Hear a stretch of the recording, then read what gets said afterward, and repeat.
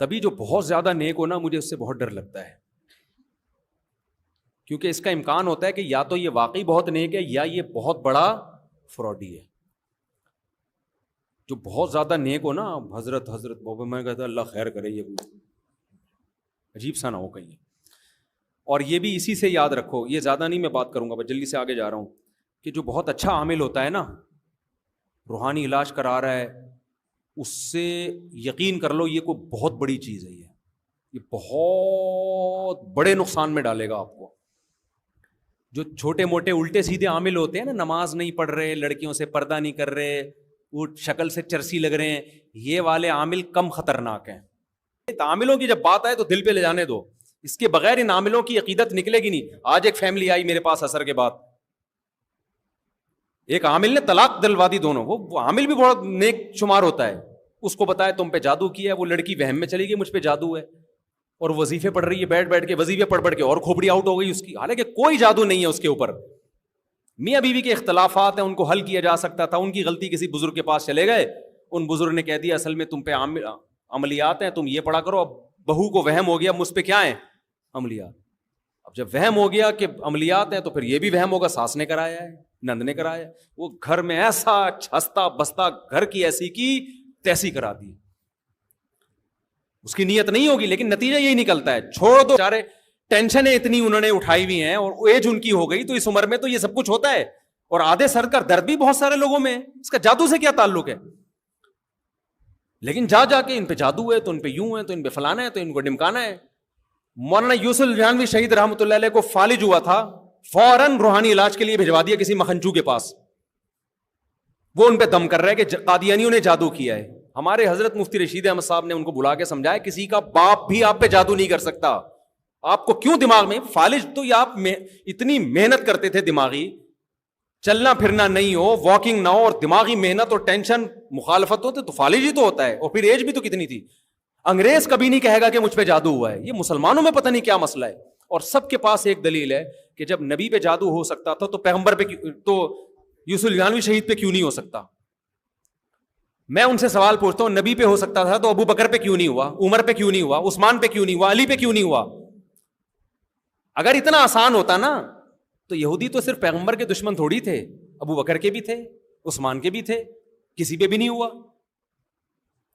کبھی سنا وہ مشہور عاملوں سے علاج کرا رہے ہوں، یا خود عملیات سیکھے ہوں حضرت ابوبکر نے، یا حصار کھینچ کے سوتے ہوں؟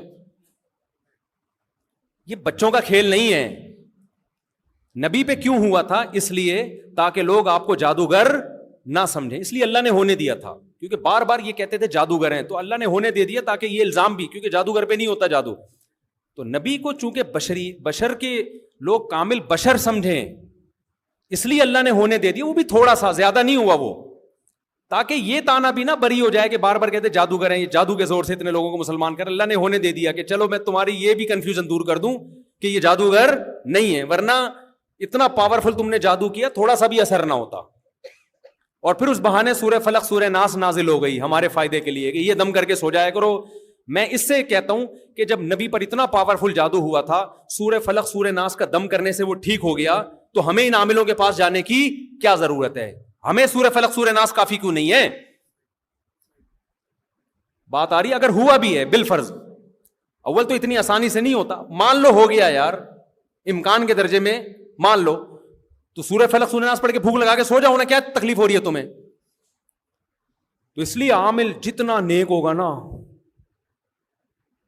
سمجھ لو اتنا کیا ہے، ڈینجرس۔ حقیقت بتا رہا ہوں، بڑے بہت بڑے بزرگ کا دور بھاگو یار، یہ برباد کرے گا، کیونکہ گھر میں اس کو عزت ملے گی۔ میں نے دارالعلوم کرنگی کے عامل بھی دیکھے ہیں لوگوں کو الو بناتے ہوئے، آپ کیا سمجھتے ہو؟ دارالعلوم کرنگی کی بدنامی نہیں ہے اس میں، کیونکہ دارالعلوم کرنگی یا جامعۃ الرشید ایک دینی ادارہ ہے، اس نے کبھی عاملوں کا ٹھیکہ لیا ہوا ہے۔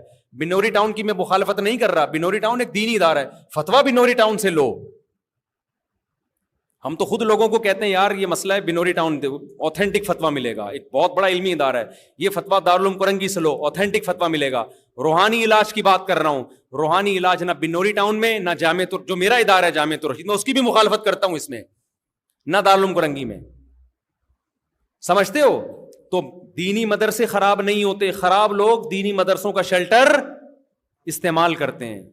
اور ہمارے بزرگ بعض حضرات کو خلافت دے دیتے ہیں, وہ خلافت اس بیس پہ دیتے ہیں, وہ سمجھتے ہیں کہ یہ نیک ہے, تو اس میں غلطی بھی ہو سکتی ہے انسان سے, وہ اپنے لحاظ سے امانت سے کام لے رہے ہوتے ہیں, لیکن ان کو کیا پتا ہوتا ہے کہ یہ پیچھے یہ سیٹ اپ چلا رہا ہے. تو یہ نسبتوں سے اس موقع پہ یہ روحانی کی نسبتوں سے متاثر نہ ہوا کرو کہ وہ فلانے پہنچے ہوئے. آپ بولو ہم سے بڑا پہنچا ہوا اس فیلڈ میں کوئی بھی نہیں ہے, کسی کے باپ میں دم ہے تو آؤ ہم پہ دم جادو کر کے دکھائے, ایسے بول دیا کرو, کچھ بھی نہیں ہوگا. بولتے ہوئے ڈرو گے تو پھر ہو جائے گا. بعض لوگ یہ کرتے ہیں کوئی مجھ پہ کر کے دکھائے, دیکھو تو ویسے ہی نفسیاتی مریض ہے بھائی, تیرے کو تو پھونک لگاؤ گے مر جائے گا تو.